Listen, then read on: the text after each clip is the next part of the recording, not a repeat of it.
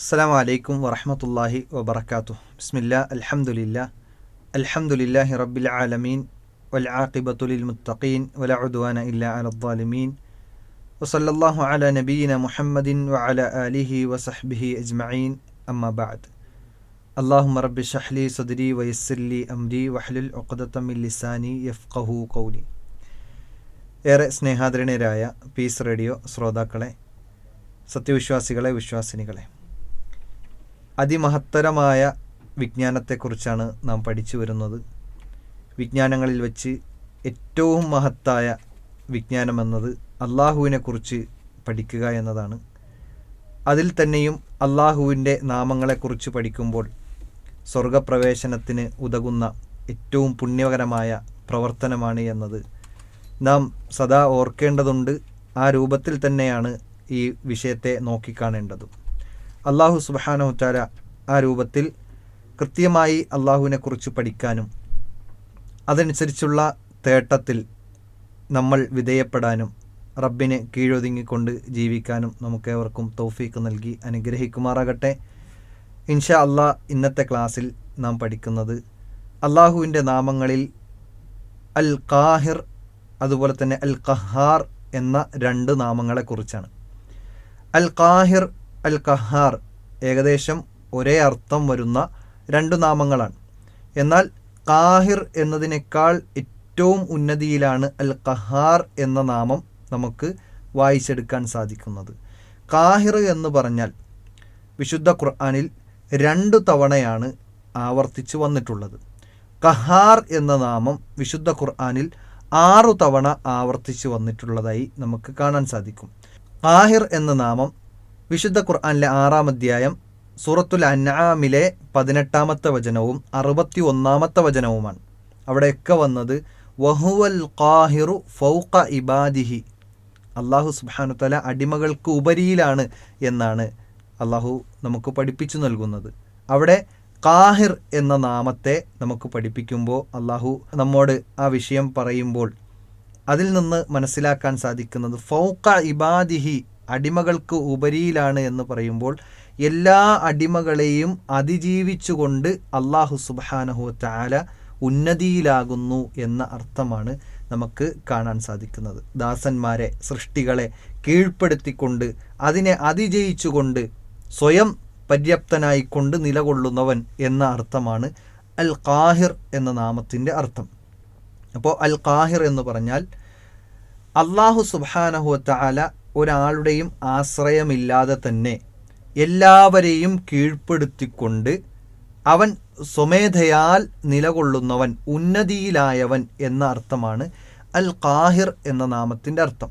എന്നാൽ മനുഷ്യനെ സംബന്ധിച്ചിടത്തോളം അതിലെത്ര വലിയ സമ്പത്തോ അധികാരമോ ഉള്ള വ്യക്തിയാണെങ്കിൽ പോലും എല്ലാവരും അള്ളാഹുവിൻ്റെ ആശ്രയത്തിന് കീഴിലാണ്. അള്ളാഹുവിനെ ആശ്രയിച്ചു കൊണ്ടാണ് ജീവിക്കേണ്ടവൻ. എന്നാൽ അള്ളാഹു സുബ്ഹാനഹു തആല അങ്ങനെയല്ല. അള്ളാഹു മറ്റെല്ലാ സൃഷ്ടികളിൽ നിന്നും ആശ്രയമുക്തനാണ് എന്നതാണ് ഇവിടെ നമ്മൾ പ്രത്യേകം മനസ്സിലാക്കേണ്ടത്. അള്ളാഹു എല്ലാവരെയും അതിജയിച്ച് നിൽക്കുന്നു. എന്നാൽ ദുനിയാവിൽ പലരും പരസ്പരം അങ്ങോട്ടും ഇങ്ങോട്ടും ആശ്രയിച്ചും കീഴ്പ്പെടുത്തിയും നിൽക്കുന്നു. ഉദാഹരണത്തിന്, ഒരു നാട്ടിലെ ഏറ്റവും വലിയ ഭരണാധികാരിക്ക് കീഴിൽ പല പ്രജകളും ഉണ്ടാകും. അവരെ കീഴ്പ്പെടുത്തിക്കൊണ്ടായിരിക്കും ഏറ്റവും വലിയ ഭരണാധികാരി ആ നാട്ടിൽ ഭരിച്ചുകൊണ്ടിരിക്കുന്നത്.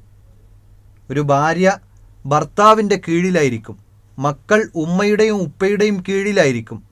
അതുപോലെ തന്നെ ഒരു നാട്, ആ നാടിൽ ജില്ലാ ഭരണകൂടങ്ങളുണ്ടാകും. ആ നാട്ടിൻ്റെ സംസ്ഥാനത്തിന് സംസ്ഥാന ഭരണകൂടമുണ്ടാകും. ആ സംസ്ഥാന ഭരണകൂടത്തിന് കീഴിലായിരിക്കും യഥാർത്ഥത്തിൽ ജില്ലാ ഭരണകൂടങ്ങൾ. ഇങ്ങനെ പരസ്പരം സൃഷ്ടികൾ തമ്മിൽ കീഴ്പ്പെടുത്തിയും അതിന് മുകളിലായിക്കൊണ്ടും ഉന്നതിയിലായിക്കൊണ്ടും പല സ്ഥാനമാനങ്ങൾ വഹിക്കുന്നവരാണ്.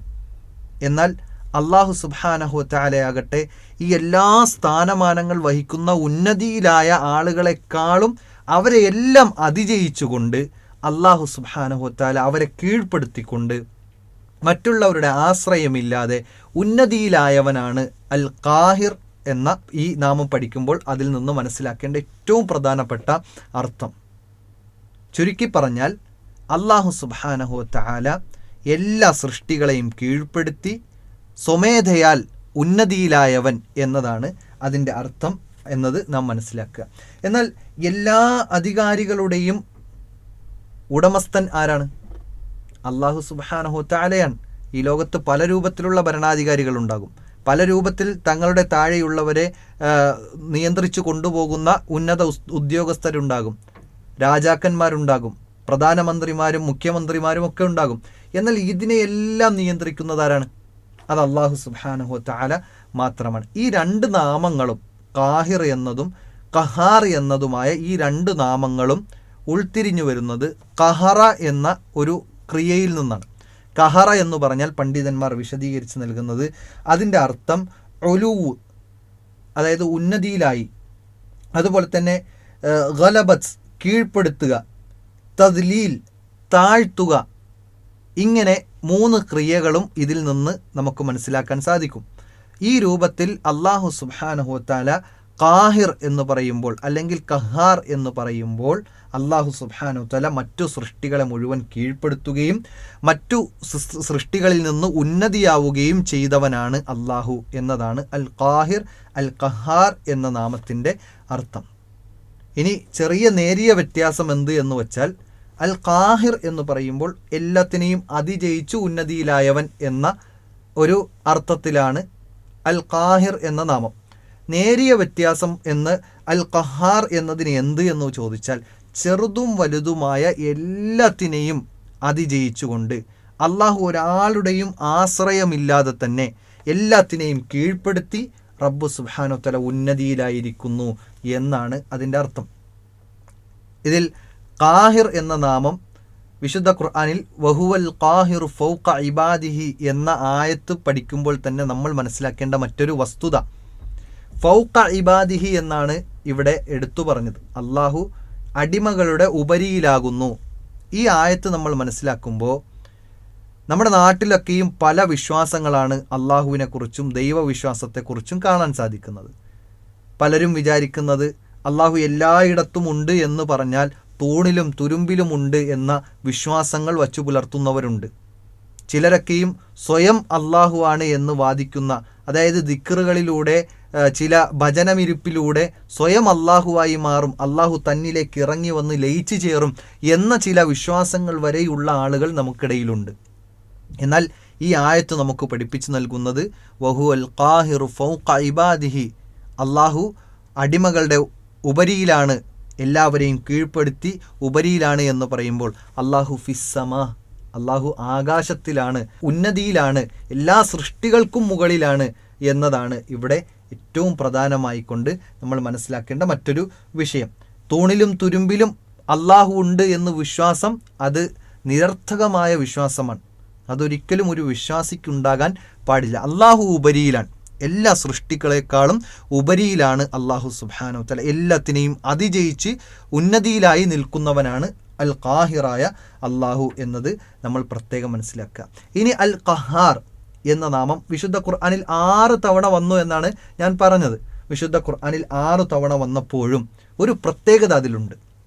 ആ 6 തവണ വന്നതിനും തൊട്ടു മുമ്പായിക്കൊണ്ട്, അൽ ഖഹാർ എന്ന് പറയുന്നതിന് തൊട്ടു മുമ്പായിക്കൊണ്ട് അൽ വാഹിദ് എന്ന അള്ളാഹുവിൻ്റെ നാമം കൂടി ചേർത്തുകൊണ്ടാണ് പറയുന്നത്.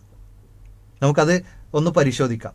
വിശുദ്ധ ഖുർആനിൽ സൂറത്തു യൂസുഫിൻ്റെ 39-ാമത്തെ വചനത്തിൽ അള്ളാഹു സുബ്ഹാനഹു വതആല പറയുന്നുണ്ട്. അതായത് യൂസുഫ് നബി അലൈഹിസ്സലാം ജയിലിൽ അടക്കപ്പെട്ടു. ആ അടക്കപ്പെട്ട സമയത്ത് യൂസുഫ് നബി അലൈഹിസ്സലാം കിട്ടിയ അവസരം തൻ്റെ കൂടെയുള്ള മറ്റു ജയിലിൽ കഴിയുന്ന ജയിൽവാസികളോട് ദഅവത്ത് നടത്തുകയാണ്. ആ വിഷയം വിശുദ്ധ ഖുർആൻ എടുത്തു പറഞ്ഞപ്പോൾ യാ സാഹിബി സിജിൻ അർബാബും മുതഫജ്ജിഖൂന ഖൈറുൻ അമില്ലാഹിൽ വാഹിദുൽ ഖഹാർ. അവിടെ യൂസുഫ് നബി അലൈഹിസ്സലാം തൻ്റെ കൂടെയുള്ള മറ്റു ജയിൽവാസികളോട് ചോദിക്കുകയാണ്, പല ദൈവങ്ങളാണോ, അതല്ല ഖൈറായിട്ടുള്ള അള്ളാഹുവാണോ, വാഹിദായ ഏകനായ അൽ ഖഹാറായ എല്ലാത്തിനെയും ഉടമപ്പെടുത്തുന്ന കീഴ്പ്പെടുത്തിയ എല്ലാ സൃഷ്ടികളിൽ നിന്നും ഉന്നതിയുള്ള അള്ളാഹുവാണോ ഖൈർ എന്ന് ചോദിക്കുകയാണ്. അള്ളാഹുവിനെ കുറിച്ച് പരിചയപ്പെടുത്തി കൊടുക്കുകയാണ്. ഈ സമയത്ത് അവിടെ ഏറ്റവും അടിവരയിടേണ്ടത് അതിൻ്റെ ആയത്തിൻ്റെ അവസാനത്തിൽ അള്ളാഹുവിനെ കുറിച്ച് പറഞ്ഞപ്പോൾ അൽ വാഹിദുൽ ഖഹാർ എന്ന് പറഞ്ഞു. അപ്പോൾ ഖഹാർ എന്ന നാമം പറഞ്ഞതിന് തൊട്ടു മുമ്പായിക്കൊണ്ട് വാഹിദ് എന്ന് പറഞ്ഞു. അതെന്തുകൊണ്ടാണ്? കാരണം ഖഹാറായിട്ടുള്ളവൻ അള്ളാഹു മാത്രമാണ്. ഈ ലോകത്ത് പല ആളുകളും ഖഹാറാണ് എന്ന, അതായത് ഞാൻ എല്ലാത്തിനെയും അതിജയിച്ച് ജീവിക്കുന്നവനാണ്, എല്ലാത്തിനെയും കീഴ്പ്പെടുത്തിയവനാണ് എന്നൊക്കെയുള്ള പല ന്യായങ്ങളും പറഞ്ഞ് അഹങ്കാരം നടിച്ച ആളുകൾ ലോകത്ത് കഴിഞ്ഞു പോയിട്ടുണ്ട്. അങ്ങനെ ഒരിക്കലും ഒരു സൃഷ്ടിക്ക് കഴിയുകയില്ല. അത് അള്ളാഹുവിന് മാത്രമേ കഴിയുകയുള്ളൂ. അവൻ ഏകനാണ്, അവനാണ് ഖഹാർ എന്നതാണ് നമുക്കിവിടെ പഠിക്കാനുള്ളത്, മനസ്സിലാക്കാനുള്ളത്. ഇനി അടുത്ത ആയത്ത് നോക്കാം. വിശുദ്ധ ഖുർആനിൽ സൂറത്തുർ റഅദിലെ 16-ാമത്തെ ആയത്ത് അള്ളാഹു പറയാണ്, ഖുലില്ലാഹു ഖാലിഖു കുല്ലി ഷൈഇൻ വഹുവൽ വാഹിദുൽ ഖഹാർ. നബിയെ പറഞ്ഞു കൊടുക്ക്, അള്ളാഹു ആരാണ്? അവൻ എല്ലാ സൃഷ്ടികളെയും സൃഷ്ടിച്ചവനാണ്. എല്ലാ ചെറുതും വലുതുമായ എല്ലാത്തിനെയും സൃഷ്ടിച്ചവനാണ് അള്ളാഹു. ആ അള്ളാഹു സുബ്ഹാനഹു തആല വഹുവൽ വാഹിദുൽ ഖഹാർ, അവനാകുന്നു ഏകനും ഖഹാർ, എല്ലാത്തിനെയും കീഴ്പ്പെടുത്തിയവനും എന്നത് വിശുദ്ധ ഖുർആനിലൂടെ വീണ്ടും നമുക്ക് പഠിപ്പിച്ചു. അവിടെയും ഖഹാർ എന്ന് പറഞ്ഞപ്പോൾ തൊട്ടു മുമ്പായി അൽ വാഹിദ് എന്ന നാമം കൂടി പരിചയപ്പെടുത്തി. കാരണം അവന് പങ്കുകാരില്ല, അവൻ്റെ സൃഷ്ടിപ്പിൽ പങ്കുകാരില്ല, അവൻ്റെ നിയന്ത്രണത്തിൽ പങ്കുകാരില്ല, അവൻ കീഴ്പ്പെടുത്തിയ വിഷയത്തിൽ പങ്കുകാരില്ല. അവൻ ഏകനാണ്. അവൻ മറ്റുള്ള ആശ്രയങ്ങളൊന്നും സ്വീകരിക്കാതെ തന്നെ ഉന്നതിയിലായവനാണ്. അതാണ് അൽ ഖഹാർ. വിശുദ്ധ ഖുർആനിൽ വീണ്ടും പറഞ്ഞു, സൂറത്തു ഇബ്രാഹീമിലെ 48-ാമത്തെ ആയത്ത്, യൗമ തുബദ്ദലുൽ അർദു ഗൈറൽ അർളി വസ്സമാവാതു വബറസൂ ലില്ലാഹിൽ വാഹിദിൽ ഖഹാർ. അല്ലാഹു സുബ്ഹാനഹു തആല പറയാണ്, ഈ ഭൂമിയെ മാറ്റി, ഈ ലോകത്തെ മാറ്റി മറ്റൊരു ഭൂമിയും മറ്റൊരു ലോകവും ആകാശവുമാക്കി മാറ്റുന്ന സന്ദർഭം, അതിനെക്കുറിച്ച് പറഞ്ഞപ്പോൾ അവൻ അല്ലാഹു ആരാണ്? അവൻ അൽ വാഹിദുൽ ഖഹാർ. ആ ഭൂമിയെ മാറ്റിമറിക്കുന്നതിൽ പോലും ഒരു പങ്കുകാരില്ല. ഈ ഭൂമി, ഇന്ന് കാണുന്ന ഭൂമി അന്ത്യനാളിൽ മറ്റൊരു ലോകമായി മാറും. അന്നും പങ്കുകാരില്ല. അള്ളാഹുവിന് എന്നും പങ്കുകാരില്ല. സൃഷ്ടിപ്പ് മുതൽ ഈ ലോകത്തിൻ്റെ അന്ത്യം വരെ ഒന്നിലും പങ്കുകാരില്ല. അങ്ങനെ പരാശ്രയമുക്തനാണ് അല്ലാഹു സുബ്ഹാനഹു വ തആല എന്നത് നമ്മൾ ഇവിടെ പ്രത്യേകം ഓർമ്മപ്പെടുത്തേണ്ട അല്ലെങ്കിൽ പഠിക്കേണ്ട ഒരു വിഷയമാണ്. വാഹിദ്, അല്ലാഹു ഏകനാണ്, അവന് പങ്കുകാരില്ല. ഒരു വിഷയത്തിലും, ഉടമപ്പെടുത്തുന്ന വിഷയത്തിലോ സൃഷ്ടിപ്പിൻ്റെ വിഷയത്തിലോ ഇതിനെയൊക്കെ മാറ്റിമറിക്കുന്ന വിഷയത്തിലോ ഒന്നിലും ഒരു പങ്കുകാരില്ലാതെ തന്നെ അവൻ ഖഹാറാണ് എന്നതാണ് ഇവിടെ പ്രത്യേകം നമ്മൾ മനസ്സിലാക്കേണ്ടത്. അതോടൊപ്പം വിശുദ്ധ ഖുർആനിൽ സൂറത്തു സഅദിലെ 65-ാമത്തെ ആയത്തിൽ അല്ലാഹു പറഞ്ഞു, ഖുൽ ഇന്നമാ അന മുൻദിറുൻ വമാ മിൻ ഇലാഹിൻ ഇല്ലല്ലാഹ് അൽ വാഹിദുൽ ഖഹാർ. അല്ലാഹു പറയാണ്, നബിയെ പറഞ്ഞു കൊടുക്ക്, ഇന്നമാ അന മുൻദിറുൻ, ഞാൻ വെറുമൊരു താക്കീതുകാരൻ മാത്രമാണ്. വമാ മിൻ ഇലാഹിൻ ഇല്ലല്ലാഹ്, നിങ്ങൾക്കൊരു ഇലാഹില്ലാതെ, അള്ളാഹു അല്ലാതെ മറ്റൊരു ഇലാഹില്ല എന്ന് പറഞ്ഞിട്ട് ആ അള്ളാഹുവിനെ കുറിച്ച് പറഞ്ഞപ്പോഴും അൽ വാഹിദുൽ ഖഹാർ എന്ന് പറയുന്നുണ്ട്. അവിടെയും ഖഹാർ എന്ന നാമം പറഞ്ഞപ്പോൾ അൽ വാഹിദ് എന്നത് ചേർത്തു പറഞ്ഞു. കാരണം എന്താ? കാരണം അള്ളാഹുവിന് യാതൊരു നിലയ്ക്കുമുള്ള പങ്കുകാരില്ല. സൃഷ്ടിപ്പിലില്ല, ആരാധന വിഷയങ്ങളിലില്ല, അതുപോലെ തന്നെ തദ്ബീർ, ലോകം നിയന്ത്രിക്കുന്ന വിഷയത്തിലില്ല. അത് ചില വ്യക്തികൾക്ക് ചാർത്തി കൊടുത്തുകൊണ്ടിരിക്കുകയാണ് ഇന്ന് ഒരു വിഭാഗം ആളുകൾ. ഒരിക്കലും ഒരു അള്ളാഹുവിൻ്റെ നിയന്ത്രണത്തിൽ ഒരു പങ്കുകാരുമില്ല എന്നത് പ്രത്യേകം നമ്മൾ മനസ്സിലാക്കേണ്ടതുണ്ട്. അതുപോലെ തന്നെ സൂറത്തു സുമറിലെ 4-ാമത്തെ വചനം, സൂറത്തു ഗാഫിറിലെ 16-ാമത്തെ വചനം, അവിടെ പ്രസക്തമായ ഒരു ചോദ്യം കൂടി ചോദിക്കുന്നുണ്ട് അല്ലാഹു. ലിമനിൽ മുൽക്കുൽ യൗം, ആർക്കാണ്, അതായത് അന്ത്യദിനത്തിൽ എല്ലാ ആളുകളെയും ഒരുമിച്ച് കൂട്ടി ഈ ദുനിയാവിൽ അധികാരം കൊണ്ട് അഹങ്കാരം നടിച്ചവരെയൊക്കെ ഒരുമിച്ച് കൂട്ടിയിട്ട് അല്ലാഹു സുബ്ഹാനഹു തആല ചോദിക്കുമെന്നാണ്, ഇന്നത്തെ ദിവസം ആർക്കാണ് അധികാരമുള്ളത്? ആരാണ് എല്ലാത്തിനെയും അതിജീവിച്ച് നിൽക്കുന്നത്? എന്നിട്ട് പറയാണ്, ലില്ലാഹിൽ വാഹിദുൽ ഖഹാർ. ആർക്കാണുള്ളത്? അത് അല്ലാഹുവിനാണ്. അവൻ ഏകനാണ്, അവൻ ഖഹാറാണ്. എല്ലാത്തിനെയും കീഴ്പ്പെടുത്തി എല്ലാത്തിൻ്റെയും ഉപരിയിലായി ആരുടെയും ആശ്രയമില്ലാതെ നിലനിൽക്കുന്നവൻ അവൻ അൽ ഖഹാറാകുന്നു, അവൻ ഏകനാകുന്നു. ഇതാണ് ഈ വിഷയത്തിൽ അല്ലാഹു സുബ്ഹാനഹു തആല നമ്മെ പഠിപ്പിക്കുന്നത്. അപ്പോൾ മുഴുവൻ സ്ഥലത്തും, അതായത് അൽ ഖഹാർ എന്ന് പറഞ്ഞ മുഴുവൻ സ്ഥലത്തും അള്ളാഹു സുബ്ഹാനഹു വതആല ചേർത്തു പറഞ്ഞത് അൽ വാഹിദ് എന്നാണ്. കാരണം അവന് ഒരു പങ്കുകാരുമില്ല, അവൻ്റെ കീഴ്പ്പെടുത്തലിൽ ഒരു പങ്കുകാരുമില്ല. നമ്മുടെ നാടിലുള്ള ഭരണാധികാരികളെ എടുത്തു നോക്കുകയാണെങ്കിൽ അവർക്ക് പല രൂപത്തിലുള്ള സഹായികളായിക്കൊണ്ട്, മന്ത്രിമാരായിക്കൊണ്ട്, PA-കളായിക്കൊണ്ടും പല രൂപത്തിലുള്ള സഹായികളുണ്ട്. മാത്രമല്ല അവരുടെ കീഴ്പ്പെടുത്തൽ പൂർണ്ണവുമല്ല. എന്നാൽ അള്ളാഹുവിൻ്റെ കീഴ്പ്പെടുത്തലും അള്ളാഹുവിൻ്റെ അധികാരവും അള്ളാഹുവിൻ്റെ ഉന്നതിയുമെല്ലാം അത് പരിപൂർണമാണ് എന്നതാണ് പ്രത്യേകം നമ്മൾ ഇവിടെ മനസ്സിലാക്കേണ്ടത്. ഇനി ഹദീസിലും സമാനമായ രൂപത്തിൽ തന്നെയാണ് വന്നിട്ടുള്ളത്. ആയിഷ റളിയല്ലാഹു അൻഹ റസൂലുള്ളാഹി സ്വല്ലല്ലാഹു അലൈഹി വസല്ലമയോട് ചോദിക്കുകയാണ്, അറഅയ്ത ഇദാ ബുദ്ദിലത്തിൽ അർദു ഗൈറൽ അർളി വസ്സമാവാതു വബറസു ലില്ലാഹി അൽ വാഹിദുൽ ഖഹാർ. റസൂലുള്ളാഹി സ്വല്ലല്ലാഹു അലൈഹി വസല്ലമയോട് ആയിഷ ഉമ്മ ചോദിക്കുകയാണ്, യാ റസൂലേ, ഈ ദുനിയാവ്, ഈ ഭൂമി, അതിനെ മാറ്റിമറിക്കുന്ന ഒരു സാഹചര്യമുണ്ടല്ലോ. ആ മാറ്റിമറിക്കുന്ന സാഹചര്യത്തെക്കുറിച്ച് ചോദിച്ചപ്പോൾ ഐനന്നാസു യൗമ ഇദിൻ, അന്നേ ദിവസം ജനങ്ങളൊക്കെ എവിടെ പോകും? ഈ ഭൂമിയൊന്ന് മാറ്റിമറിച്ച് വേറൊരവസ്ഥയിലേക്ക് എത്തിക്കുമെന്ന് പറഞ്ഞല്ലോ.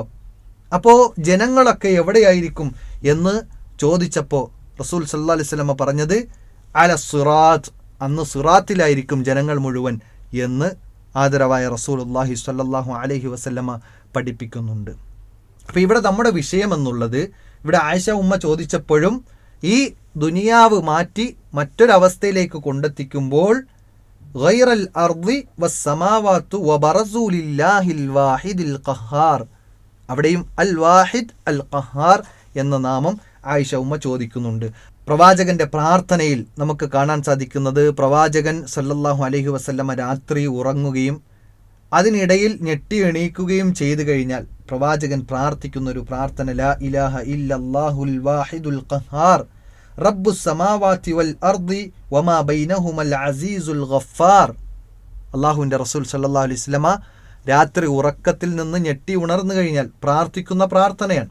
അവിടെയും തുടക്കത്തിൽ പറഞ്ഞത് ലാ ഇലാഹ ഇല്ലല്ലാഹ് അൽ വാഹിദുൽ ഖഹാർ, ഏകനായ അള്ളാഹു, അവന് പുറമെ ഒരാളെയും ആരാധിക്കാൻ പാടില്ല എന്ന് പറഞ്ഞിട്ട് ആരാധനയ്ക്കർഹൻ അള്ളാഹു മാത്രമാണ് എന്ന് പറഞ്ഞ് പ്രഖ്യാപിച്ചിട്ട് അൽ വാഹിദുൽ ഖഹാർ എന്ന അള്ളാഹുവിൻ്റെ രണ്ട് വിശിഷ്ടമായ നാമങ്ങളെ എടുത്തു പറയുന്നുണ്ട്. അവിടെയും റസൂലുള്ളാഹി സ്വല്ലല്ലാഹു അലൈഹി വസല്ലം പഠിപ്പിച്ചത് അൽ ഖഹാർ എന്ന നാമത്തിനോട് ചേർത്തുകൊണ്ട് അൽ വാഹിദ് എന്ന നാമത്തെ പഠിപ്പിച്ചു എന്നതാണ്. അപ്പോൾ ഇതിൽ നിന്നെല്ലാം നമ്മൾ മനസ്സിലാക്കേണ്ടത്, അൽ ഖാഹിർ, അൽ ഖഹാർ എന്ന ഈ രണ്ട് നാമങ്ങൾ പഠിക്കുമ്പോൾ അള്ളാഹു സുബ്ഹാനഹു വതആല മുഴുവൻ അടിമകളെയും അടക്കി വാഴുന്നവൻ അവൻ ഏകനാണ് എന്നതാണ്.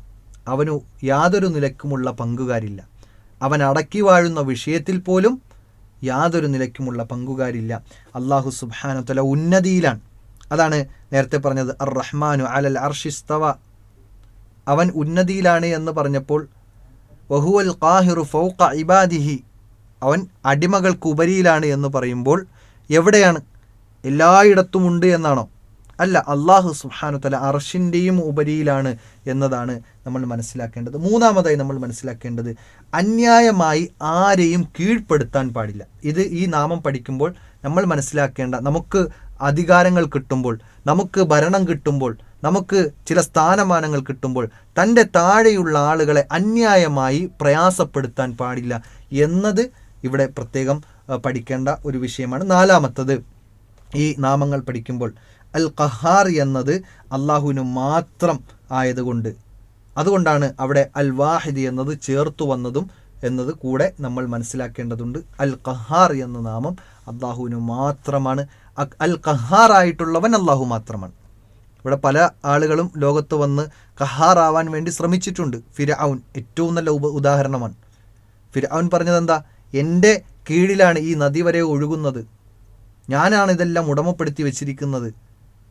അവസാനം എന്താ സംഭവിച്ചത്?